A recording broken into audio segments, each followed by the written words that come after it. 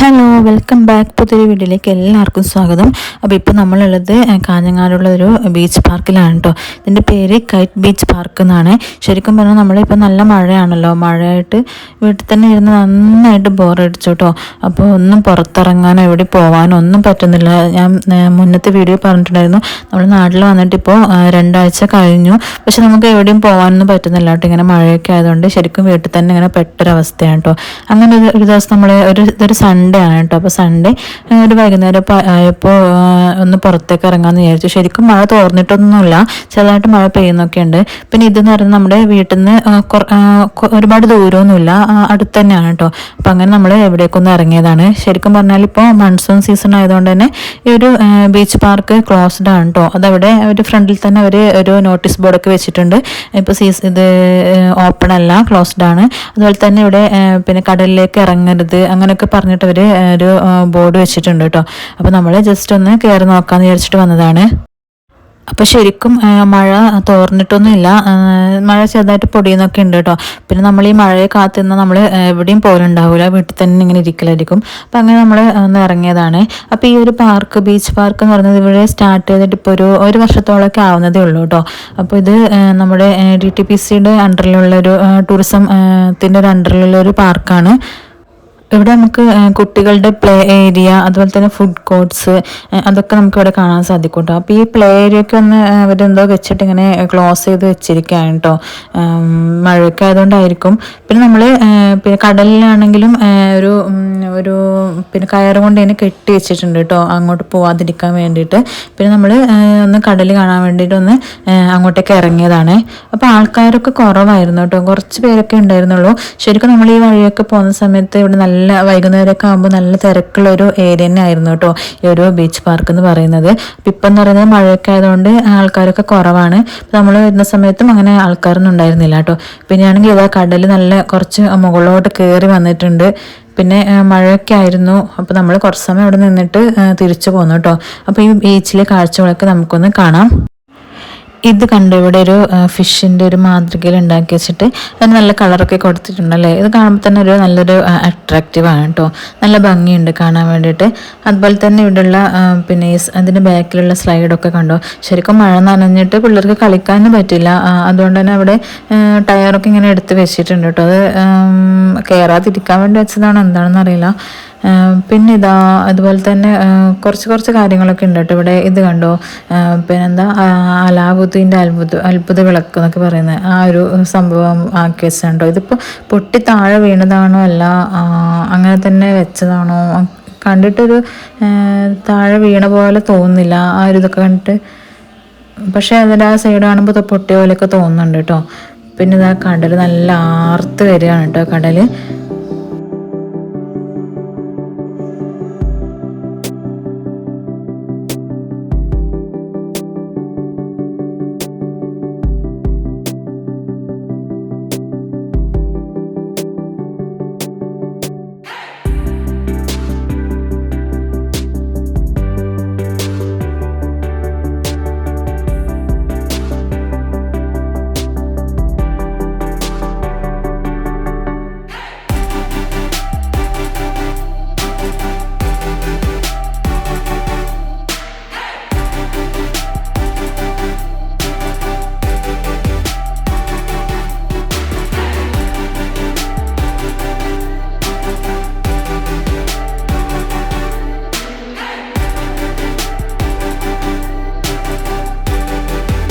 ശരിക്കും നല്ല കാറ്റാണ് കേട്ടോ. ആ കുടയൊക്കെ ഇങ്ങനെ മുകളിലോട്ട് പോകാൻ കേട്ടോ. പിന്നെ കാറ്റും പിന്നെ അതിൻ്റെ കൂടെ തന്നെ മഴയും ചെറുതായിട്ട് പൊടിയുന്നുണ്ട്. അപ്പോൾ കാറ്റൊക്കെ ആയതുകൊണ്ട് ശരിക്കും നമുക്ക് ഇവിടെ കുട പിടിച്ചിട്ട് അങ്ങനെ നിൽക്കാനൊന്നും പറ്റുന്നില്ല കേട്ടോ.